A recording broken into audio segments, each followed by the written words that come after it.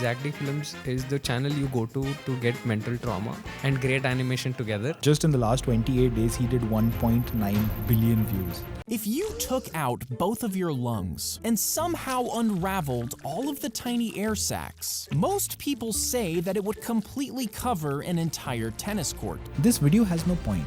It's just fact. And I don't think videos like this would work anywhere else, simply because by itself the idea is not special. What makes it special is the editing.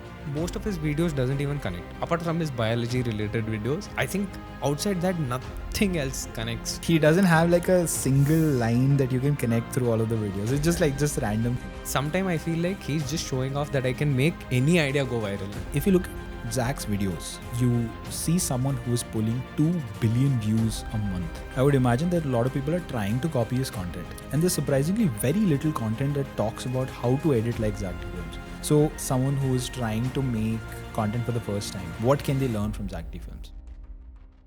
Hey everyone, welcome to the episode 4 of the Indian Content Playbook. Today, we're diving into the fascinating world of Zack D Films. If you love learning about intriguing facts, debunking myths, this episode is for you. Zack D Films has mastered the art of hooking viewers with surprising questions and delivering captivating explanations about biology, history, technology, and you name it. In this episode, we will break down how Zack creates universally appealing videos, crafts those irresistible hooks, and keeps viewers coming back for more. If you are ready, let's get started. Hey guys, welcome to the 4th episode of Indian Content Playbook, where we talk about everything content.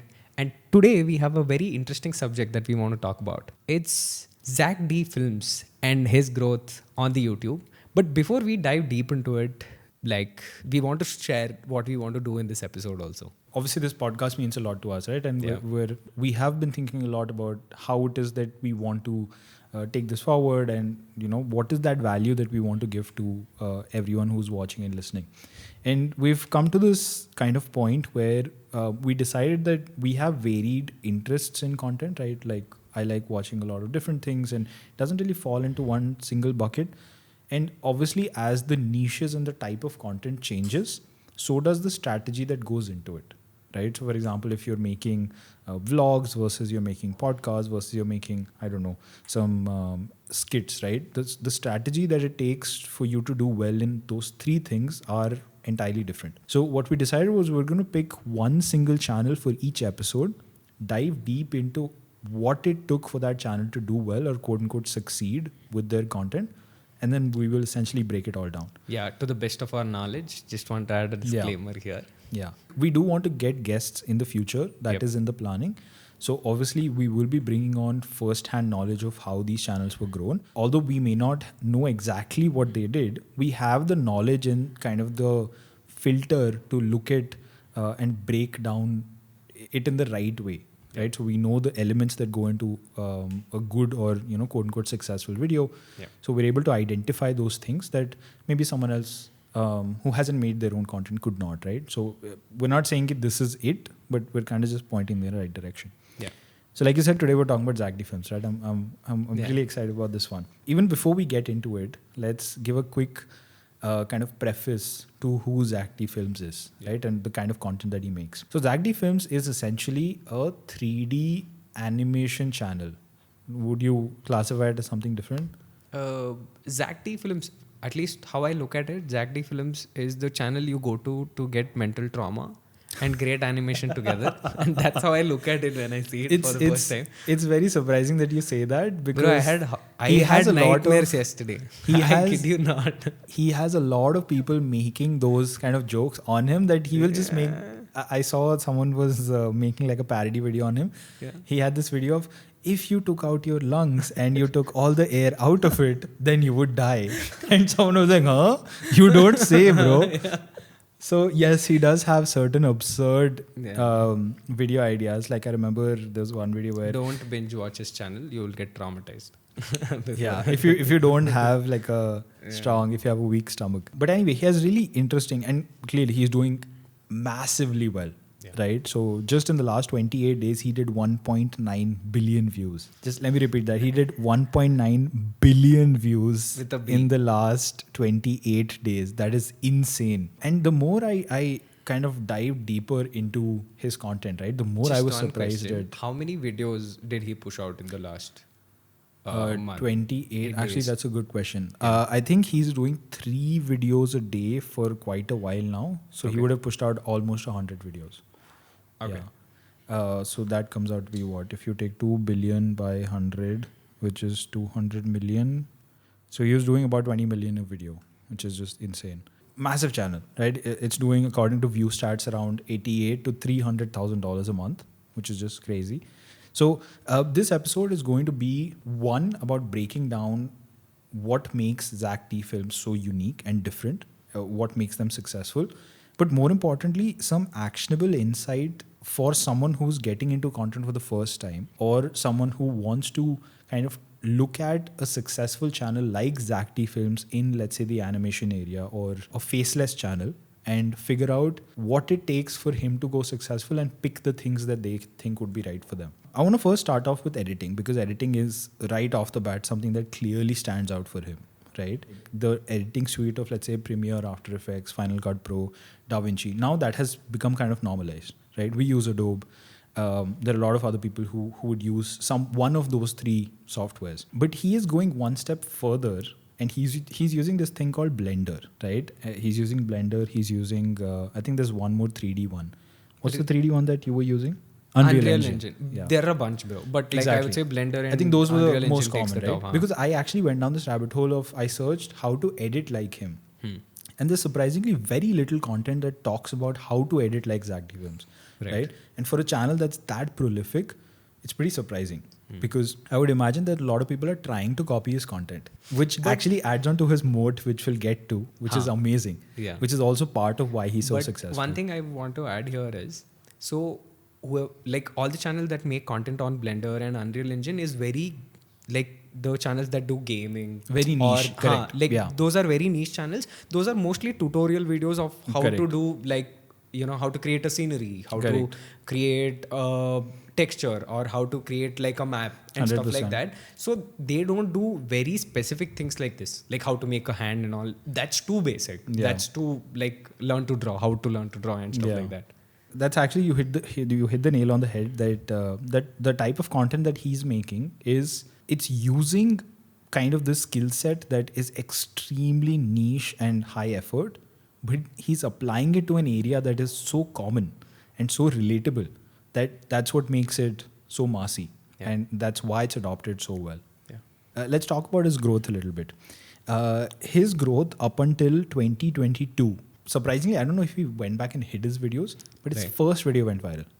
His first video had like millions of views. Or the oldest video in his channel is viral. His oldest videos on the channel were viral. Like from the get-go, he was showing his face initially, right? And then he just stopped. It's just his voice. Now, I do have a feeling that it's not like his voice is kind of trained an AI to be like him, because that would be the scalable thing to do. And I'll come to why I think that is. His first initial videos, like he went viral from the get-go. He's been making videos for a while. And he saw his initial burst. I mean, he had a lot of subscribers from a long time, but he saw like a clear uptick in his growth from 2023, like March of 23. And that's when he had his most viral video, which got like 230 million views or something. And I speculate that it was because of that he got like, I think he gained 1 million subscribers in a month, which is just insane. And now he's come to a point where before he was uploading maybe 1-2 videos a day. Sometimes he was missing uploads. Can you guess how many videos he uploaded just yesterday? I'm like, because we have discussed, I would say like 3. He's at 3 uploads now, which is just insane. Like while I was doing my research, I actually made like a little app to do this research. We'll come to that. But while I was doing my research, I saw that he had just uploaded a video seconds earlier. Dude, I shit you not, within like 15 minutes, it got 1 million views. 15. I have never seen, it was like I was seeing the growth in front of me. Every time I press refresh, it got like 100k views more. Just insane. Can you guess how many people he has in his team? Bro, with the scale of what he's doing, like 3 Blender uploads a day is insane, bro. Like I would say, one Blender guy, if he's really good, he'll be able to do 2 shots in a week, considering he has like a normal work-life balance. So I would say anywhere close to 7 is what I would say the team size would be, including him, just to. He has 14 people in the team, including him. Yeah. Which is just insane. Not just that. If you look at some of these people's backgrounds, right? These are heavy hitters. There's a guy on his team that has worked for Adult Swim. Do you know what Adult Swim is? So Adult Swim is a production house behind Rick and Morty, Attack on Titan, DBZ Kai, Futurama, and a bunch of others. They've done like 2 Naruto shows. Yeah. And I don't know if that's the original one or what, but like they're a heavy proper production house. If the name says Naruto, it's an original show, bro. So he's literally, he has people on his team that are at that level, that have the caliber of like proper animated shows, and I don't know what else you call these things. What is his designation specifically? Zack D? No. All of them are animators. Oh, Yeah. like animators from all these all places. of them. He has, I think, one Okay. project manager or assistant or something. Everyone else is an animator.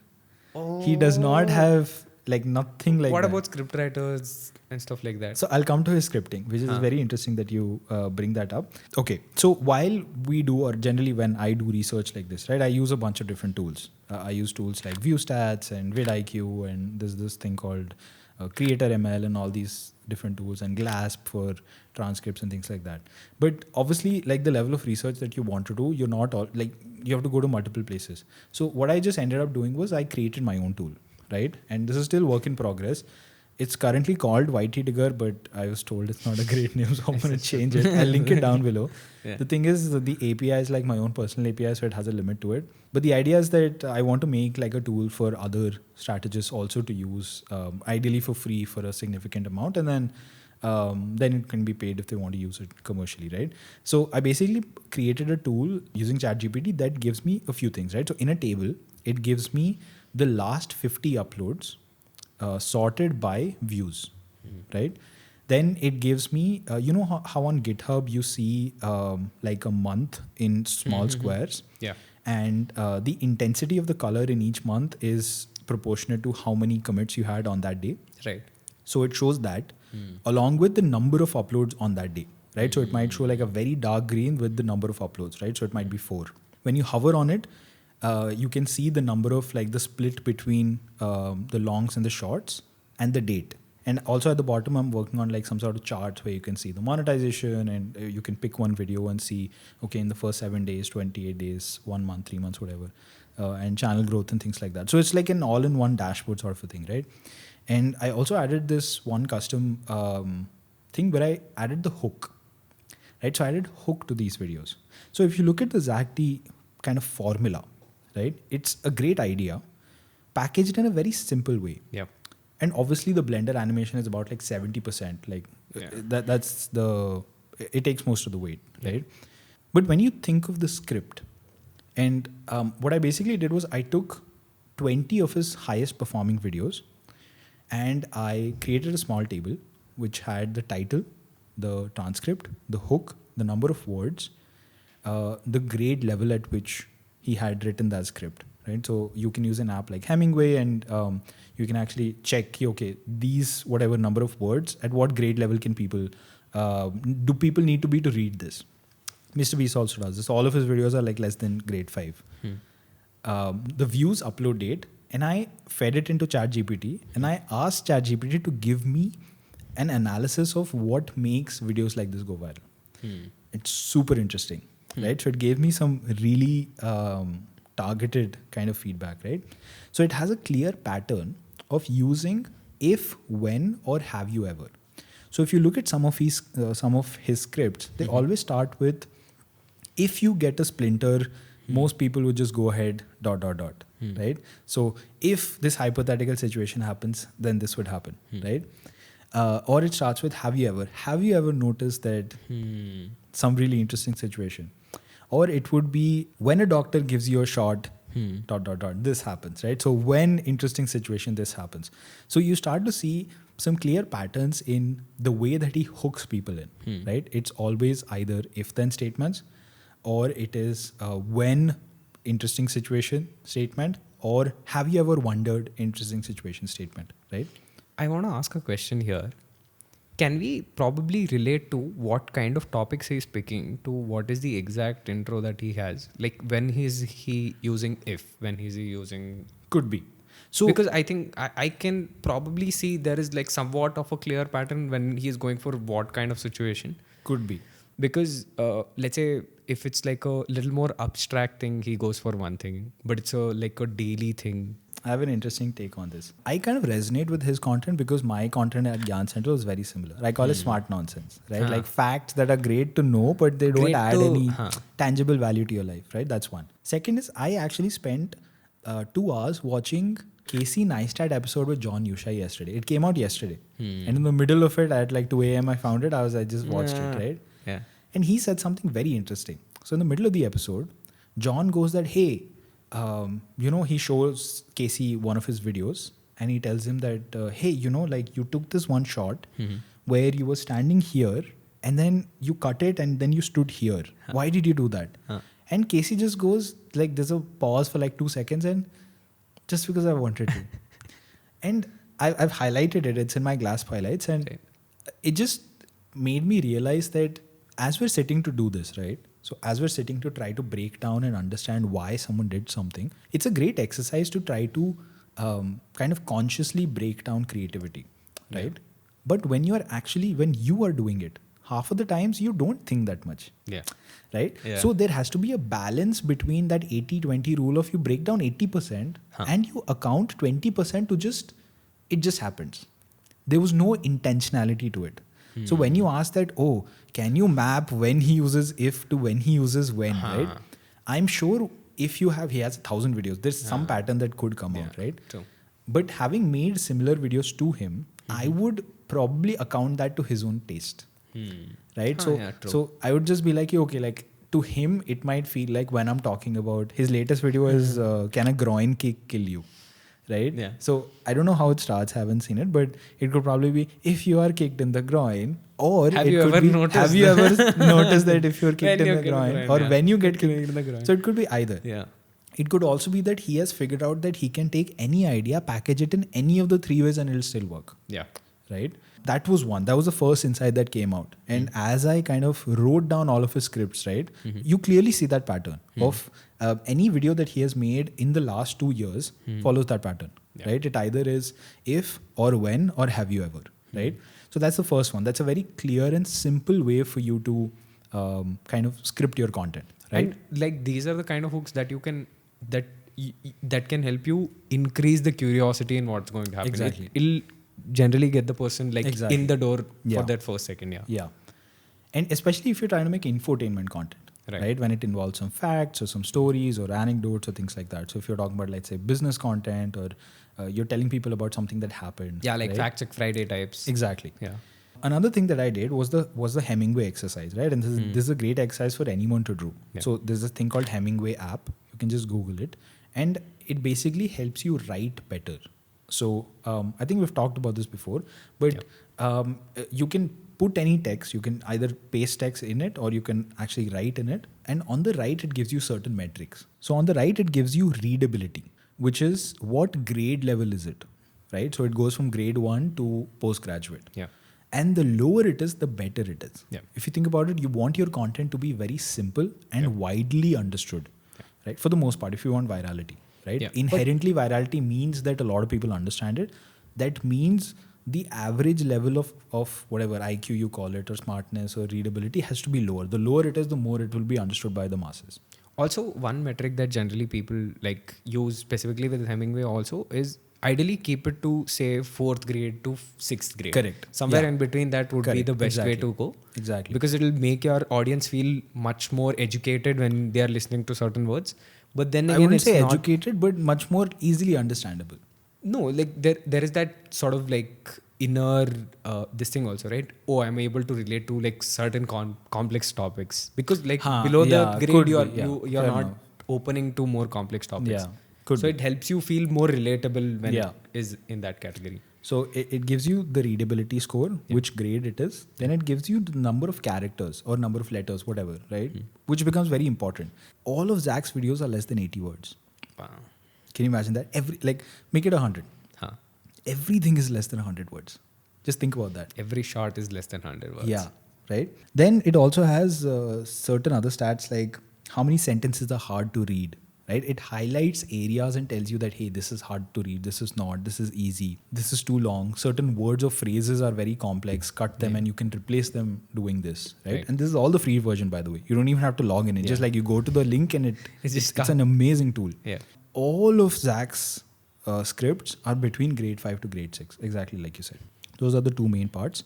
Third is, which is a consequence of that length of script, it's always less than 40 seconds, if not 30 seconds, right?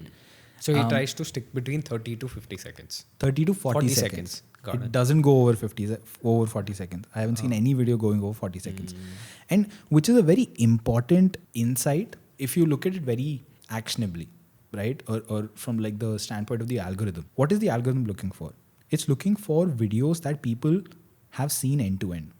Now, there are two ways to looking at that end to end, right? How do you get videos to be watched end to end? One is obviously that you have high retention, which everyone tries to crack, right? Oh, I have high AVD, right? But high AVD on a longer video is very difficult. It's like you have to consciously, you're adding more work as you add more seconds to the video. Yeah.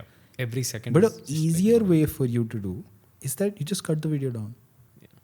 Like cut it down to as little as possible. So if you were saying something in 90 seconds, don't say it in 90 seconds, right? Say it in 45 seconds. So you're compressing, and there's this thing that I learned from Twitter called the RRR ratio, which is the rate of revelation. So revelation is with each word that you say, how much are you revealing? Are you able to reveal a lot by saying very little? That's why Naval Ravikant is so popular. Because with like one single tweet of whatever 280 characters, he's able to tell you so much. Every time you read it, you understand one different aspect of it. Yeah, you feel like Buddha sitting in exactly below that. Oh, right? Wow, so it has like different meanings almost. Sure. So if you have a higher rate of revelation or RR ratio, then that means you're able to say more with less words, which is good, right?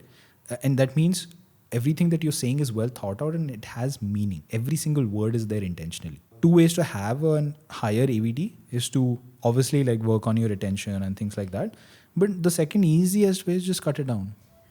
Just say less. Yeah. So naturally people will watch more of it. Third is his ideas, right? When you look at the ideas that he chooses to work on, they're extremely relatable, right? So I'll just list out some of his latest videos, right? Right. Can a groin kick kill you? Impaled by a drill bit. How to survive falling off a skyscraper. Dangers of a blocked tailpipe. Inflated like Michelin Man. Soldier shot and buried. Right? And again, coming back, we've talked about logline on this show before. Just amazing loglines. Yeah. Right? Like you just know, you can almost picture what his videos will be about just by those titles. Yeah. Right?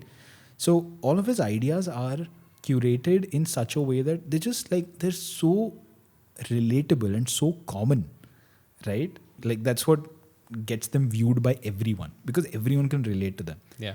And the flip side of that is, I don't think videos like this would work anywhere else, simply because by itself the idea is not special. What makes it special is the editing. Yeah. Like the animation really sells. Exactly. Yeah.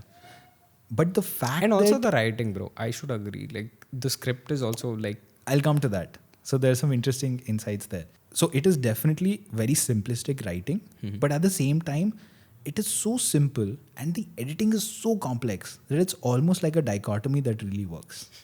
So now you mentioned the scripting, right? So I was even thinking that when you look at his scripts, when you just hear his scripts, they're almost incomplete. And let me, I'll actually read one of like a short script out loud, right? So this is a video that's called The Reason. Okay, no, that's Wait not 1 second. We'll time you. Phone. Bro, my phone. Thanks. It'll be a cool exercise. So this video is called Blown Veins. Okay. Okay. And it's about what happens when a needle punctures your vein through and through. No. You just read it. We'll see how understandable. 3, So 2, 1, go. when a doctor gives you a shot, they can sometimes accidentally push the needle all the way through your vein, which ends up puncturing both sides. Once the needle is removed, it leaves 2 holes in the vein, and before the body can thicken the blood and seal these holes, it bleeds into the surrounding tissues. This leaked blood blood forms a dark, tender area under the skin, creating bruises and splotchy areas. How much is that?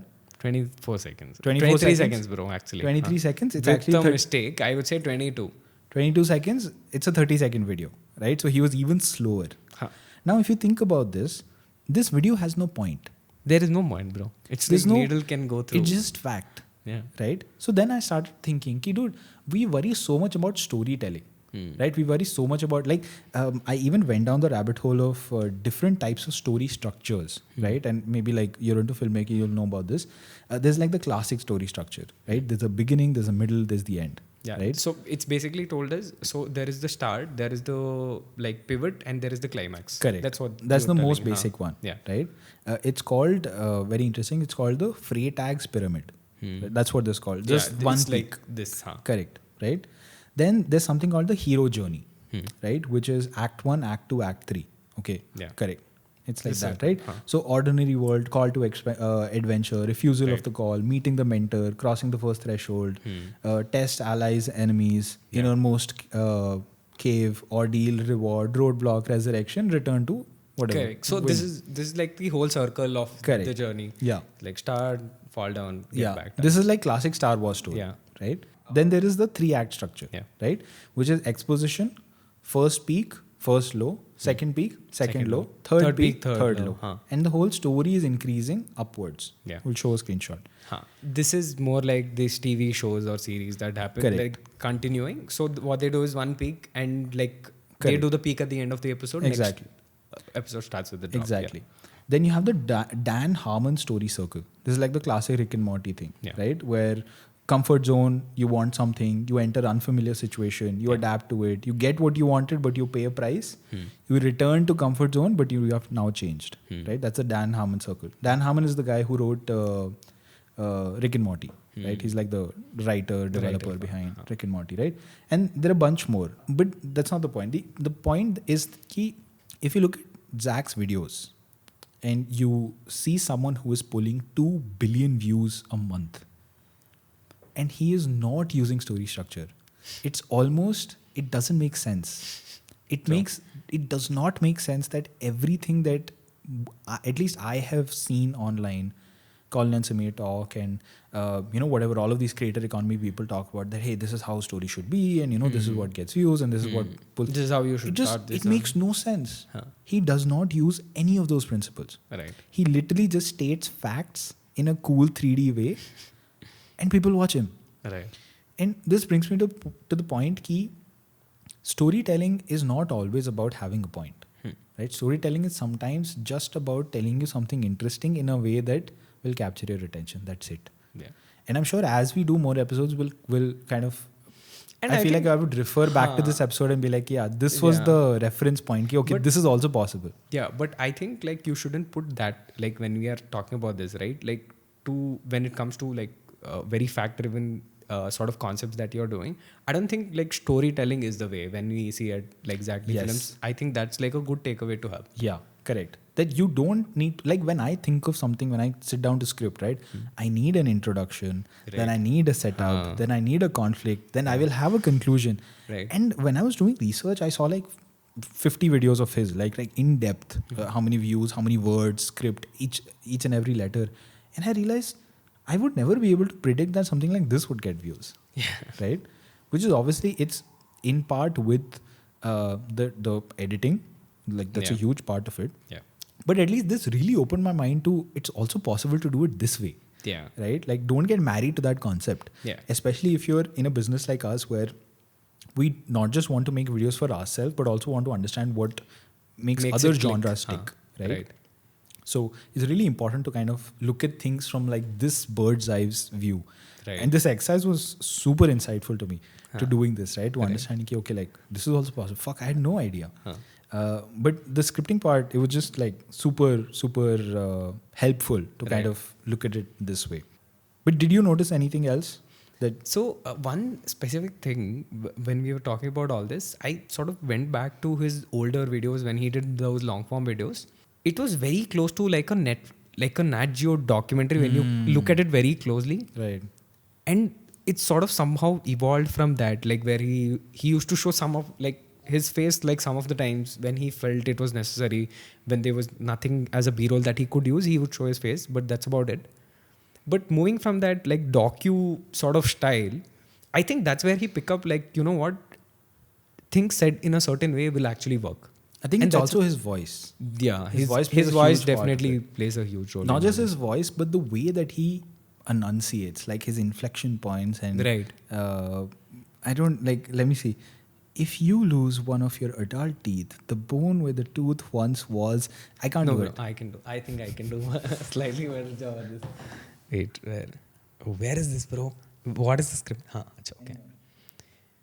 If you lose one of your adult teeth, the bone where the tooth once was can start to deteriorate. Better than me, but I would say like not. His enunciation is His enunciation much, is the next level, Huh. which I think It's literally like a Nat Geo doc. When exactly. you It's just like David Attenborough. you don't have any context. That is probably what you remember. It's bro. just like it instantly pulls you in, Yeah. right? Which brings me to this point of moat. Hmm. Having a moat is incredibly important, right? And his moat are two things: his editing, his voice. Hmm. Now, if someone is starting YouTube, right? Why is a moat important? Let's say we're doing this podcast. Why is it Right. important? So, all media online or anywhere that you see, it's not just a sense of expression, but it's also, you have to look at it as a business, right? Like, why are people going to watch you?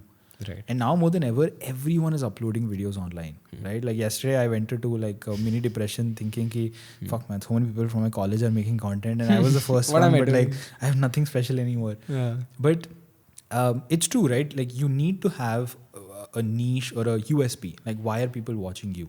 And if you're thinking of being at a scale like Zack D films, when he's pulling billions of views, 10-figure views a month, then you really need to identify one thing that is very, very different and not copyable.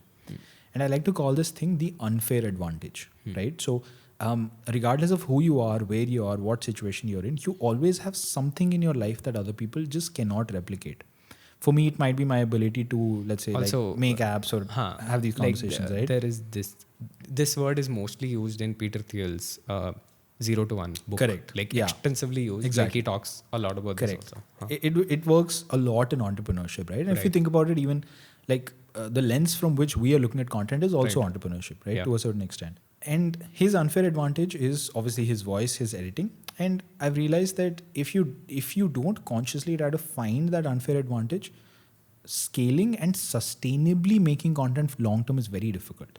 One of the reasons why I truly believe that we will end up making more of these episodes Right. is because this comes very naturally to us. Yeah. Right? Like we can talk about these things. Yeah. Like you are interested in it, I'm Yeah. interested in it, right?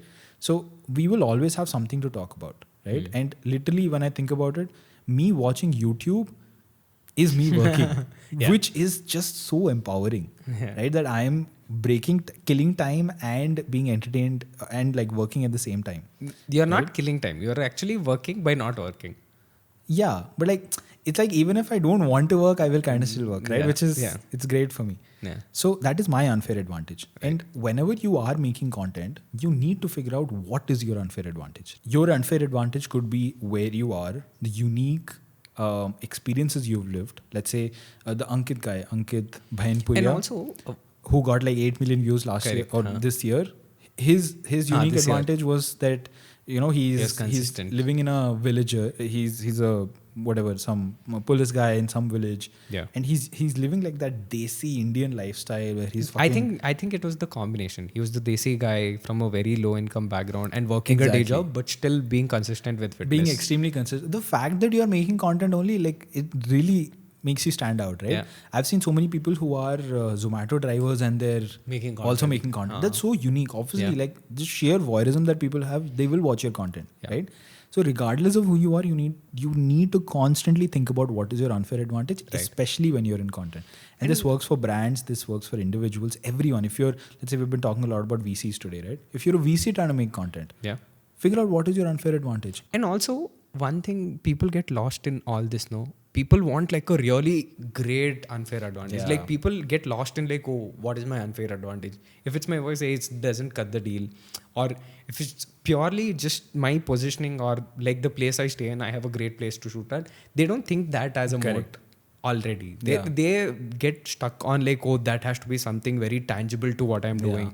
It has to be something very impactful, something I can tell people. I Correct. think they get lost in all of that. It just has to be something. It doesn't have to Yeah. be everything. Yeah. Right? I think even if you take our example, we've had a few unfair advantages. Yeah. Because I mean, this is kind of our bread and butter.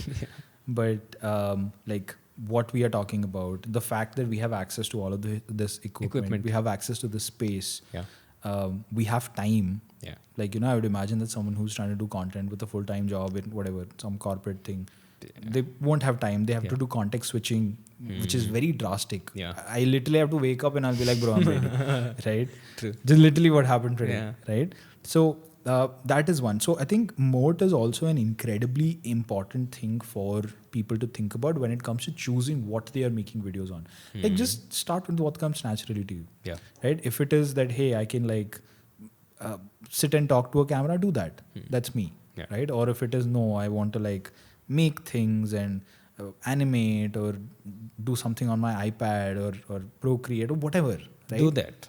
Just do that. Start. You don't want to be Start faceless. somewhere. Be faceless. You Yeah. just want to. You don't want to Correct. use your voice. Don't use your voice. Use music. Correct. And this also ties into the idea that it takes time, right? It takes time for you to figure what your unfair advantage is, right? I've been doing this for like 3.5 years now, right? So I used to write on LinkedIn extensively. There was a time when I was trying to figure out Twitter threads, and obviously there was like multiple Instagram phases, and I had a vlogging phase. I've already had a podcast before. I've worked with, so it just like after so many pivots, I feel like finally I'm at a place where I don't know if this will keep on going, touch wood. I hope it does. This is wood, bro. This is Yeah. from IKEA. I hope it keeps on going, but I feel like whatever that I have done so far has led me to the point where I can be a little more comfortable with the fact that this could keep on going, right? That is one. So give yourself time and just stick at it, stick to it, right? Be at it. Yeah. But that's one. But I also want to touch up upon, you talked about his ideas, right? Where does he get ideas from? Yeah, because when you think about it, right, it's so random. Right. It's like too It feels random. random, yeah. Like it's too random when Correct. you think about it. Most of his videos doesn't even connect. Apart from his biology related videos, I think outside that nothing else connects to like a something. He There's doesn't no have connection. like a single line that you can connect through all of the videos. It's just random things. Yeah, sometimes I feel like he's just showing off that I can make any idea go viral. Correct. Like anything you tell me, I'll make something go viral on Yeah. it. But one condition, it has to be traumatizing for people who watch it. I think that's like the cutoff to getting it. Right. But yeah. I want to talk about AI before we get into this, right? And what I basically did was I started using ChatGPT to like figure some of these things out. So I basically asked ChatGPT that, hey, like I've given you 20, 30 videos. If you pretend that, hey, you were the person making these videos, what would those sources be where you are finding inspiration to these ideas, right? And it gave out some really interesting and on-point answers, right? And I know this, I can validate this because some of the videos or the ideas that he talks about is like right up my alley, like what I would make for gyaancentral. So I'm like, it makes sense that he's getting it from this. Yeah. So there are like 4 or 5 subreddits that are extremely popular and useful to find ideas like this, right? So one is this thing called Today I Learned, right? So it's like people post about facts and things that they learned at like a later point in their life, right? So it could be, today I learned that the color blue cannot be seen by dogs, or something like that, right? Then there is Explain Like I'm 5, amazing subreddit. So it will just take complex topics and people will just ask questions that would otherwise make them feel weird or childish. So that's one. Then there is No Stupid Questions, very similar, right? And then you have Ask Science, that you just want to ask questions. So this plus, let's say something like a Quora, and you can literally just go and filter for the most high rated, top rated, or the most popular posts within a subreddit, compile all of that, make a video on each. Make multiple videos on each, and everything will hit because it's validated, right? So that I thought was a great response from ChatGPT. Then you just have other compilations of such information, right? It could be Popular Science, it's a website and a magazine. It could be like Nat Geo or books and trivia that you can come across. And it could just be like everyday observation, right? Which takes time. It takes conscious effort for you to kind of build up that muscle of you looking at something and asking what, when, how, where, all these questions, and then like instantly coming to, hey, this is a question that feels unexplored. Yeah, right? like this is something that happens daily, but I don't give enough thought to it. Exactly. Right. I remember he had this website. He had this video of the pump of a petrol, like the petrol pump, like the actual nozzle. How does it work? Like how does it know that it should stop at that number? Right. So obviously you'd be like, okay, there is some mechanism, but what is that mechanism? Right. Especially in the context of, hey, a 3D Blender video. Right. Now it makes sense that you're able to show what that mechanism is, and you are able to visualize it for people. Exactly. Right. I had a very interesting insight. When you see Zack D films, no, there is an episode in Love, Death, Robots. It's a Netflix series. I know. There is one episode which is sort of similar when it comes to animation movements and everything. What is it about? Just explain it. So it is about this knight who goes near the water, and there is this one some mermaid thing comes out with gold all over its body and all that. Correct. Very similar to how the movements happen, like the camera shake and everything. Very close. Like a very downscale version would be Zack D films, is what I would say. Like a very simplistic version of that would be Zack D films. Dude, that is what I would say. He definitely has an extremely high production value, man. Extremely high. Hmm. And it's very surprising that he had zero digital footprint. Like I tried to go back to his Twitter, his there is LinkedIn. nobody there. He hasn't talked to anybody. It would be great if we even get him on like a Zoom call. So I'm planning on sharing this episode with him. That'll be great. And let's see, maybe. Thankfully, we have some insider information also now. Inside lead. Hopefully, I'll share this with him, and then maybe for like a future episode, we can get him on to actually validate some of these things. But yeah, so I think the AI one was the last significant thing. I feel like this episode has been extremely actionable. So hopefully people will find it useful. Yeah. And we will also be sharing like everything that you see here, everything that you see there. Much more legible than that, but yes. And like it'll be properly formatted. The documents, it'll be... we would have already mentioned kind of our vision for the channel going forward, but essentially every episode will be adding a chapter to the content playbook, right? So it's not just the name, but it's also we're creating a playbook, one episode at a time or one chapter at a time, right? So this will be one of those chapters, one of the initial chapters.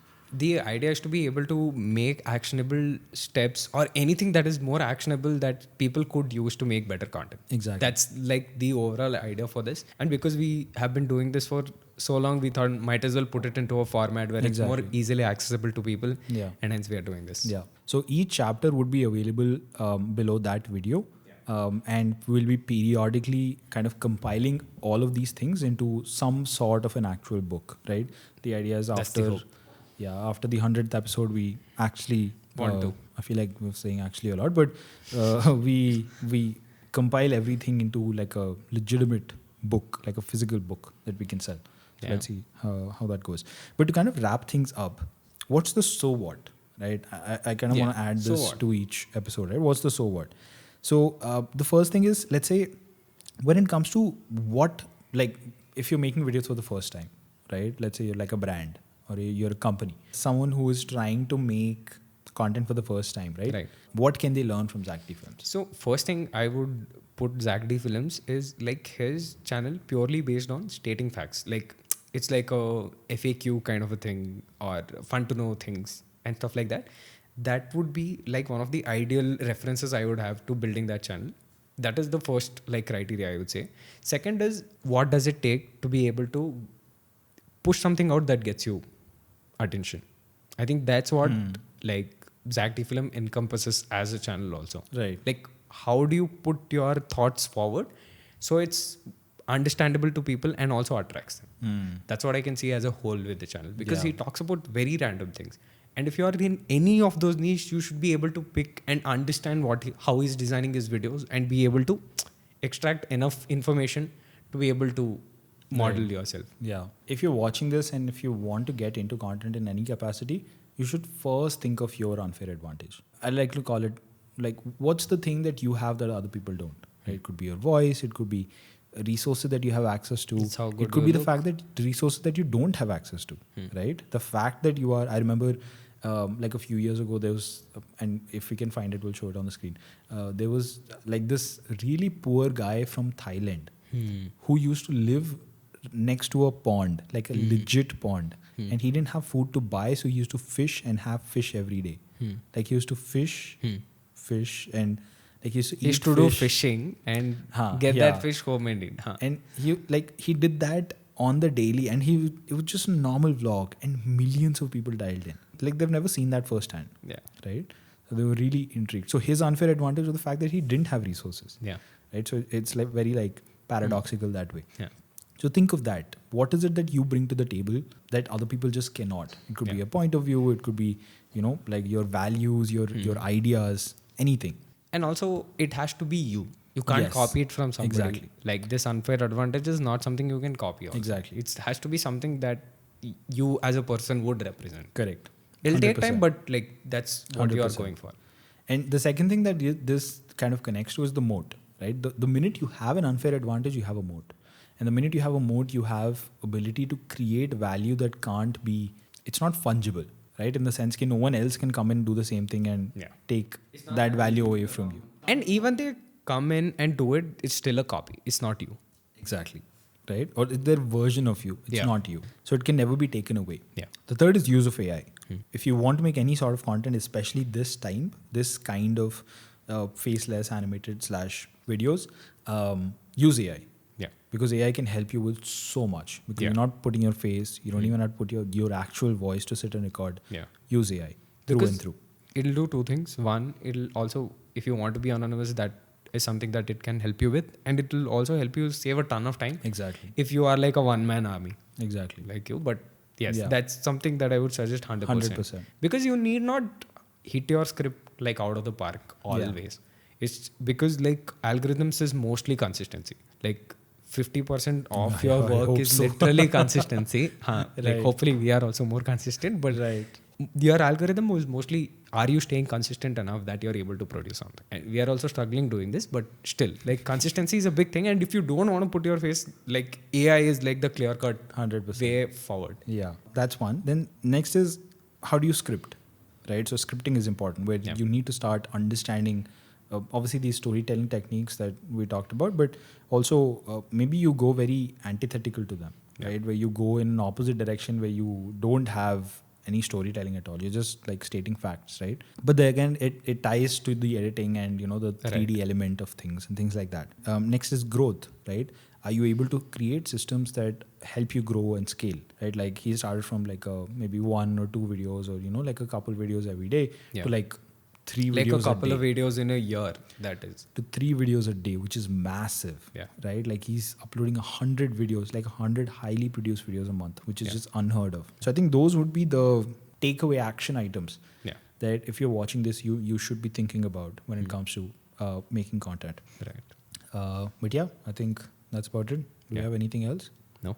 I want to have a gentleman's agreement. Making this podcast is not easy. And hopefully if you're watching this, we will continue to do it. And regardless of how many people are watching it, you're finding some value if you've stayed so long, right? This is free because we are investing our time and resources and money, very honestly. Money is being invested, guys. And don't think otherwise. The only thing that we ask of you is to scroll down and hit that like button. If you're on YouTube, please subscribe. We want to reach our first 1,000 true fans. So you actually get to be part of the initial few people that support the show. And eventually we will figure out how to also, get back to the first 1,000 people. If you're listening on Spotify, Apple Podcasts, whatever, it just takes 30 seconds. Just go and give us a rating. Hopefully 5 if you really like what you're hearing. Very open to also feedback on what you would want to talk more about or hear more about, or if there's a particular guest that you would want to have on, we will slowly get into guests. The gentleman's agreement is we ask nothing of you and we're giving everything away for free. But all we ask is you spend 2 seconds, either subscribe, click on the like button, rate the show, or just leave a comment. It will cost you nothing, but it will mean the world to us, and it will keep us motivated to reach our first 100 episodes. But yeah, I think that's the episode. Okay, guys, thank you for tuning in and watching it until now. If you are actually watching it until now, thank you so much. And see you on the next one. Yeah.